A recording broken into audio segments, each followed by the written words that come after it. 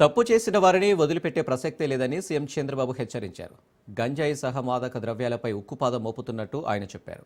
Ration బియ్యం అక్రమ రవాణా సహా ఇతర నేరాలకు పాల్పడిన వారి పట్ల కఠినంగా వ్యవహరిస్తున్నట్లు చెప్పుకొచ్చారు. స్వర్ణాంధ్ర, స్వచ్ఛాంధ్రలో ప్రతి ఒక్కరూ భాగస్వామ్యం కావాలన్నారు. గత ప్రభుత్వంలో చెత్తపైన పన్ను వేసి ప్రజలను వేధించారని, ప్రస్తుతం చెత్తను పునర్వినియోగం చేసేందుకు యోచిస్తున్నామన్నారు. భగవంతుడు నాకు ఎంత శక్తి ఇస్తే అంత శక్తి ఉపయోగించి మీకు సేవలు అందించాలనే ఏకైక లక్ష్యం తప్ప ఇంకోటి కాదు. నేను అందుకే పదే పదే చెప్పాను, సంపద సృష్టిస్తే ఆదాయం పెరుగుతుంది. సంపద సృష్టించాలంటే అభివృద్ధి చేయాలి.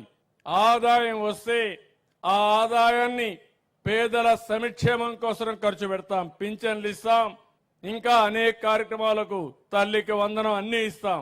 5 సంవత్సరాల్లో ఆదాయం పెరగలేదు, సంపద సృష్టించబడలేదు. అప్పులు విపరీతంగా చేశారు. 10 లక్షల కోట్ల రూపాయలు అప్పు చేశారు.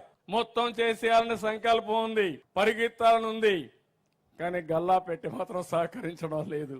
నాకు నమ్మకం ఉంది ఇది తాత్కాలికమైన ఇబ్బంది. ఆ ఇబ్బందిని అధిగమించే శక్తి నాకుందనేది నా అభిప్రాయం. అందుకే మీరు చూస్తే 5 సంవత్సరాలు ఒక తట్ట మట్టేయలేదు రోడ్డు మీద. నేను వస్తానే 1600 కోట్ల రూపాయలు ఖర్చు పెట్టి ప్రతి ఒక్క రోడ్లో కూడా గుంతలు లేని రోడ్లుగా తయారు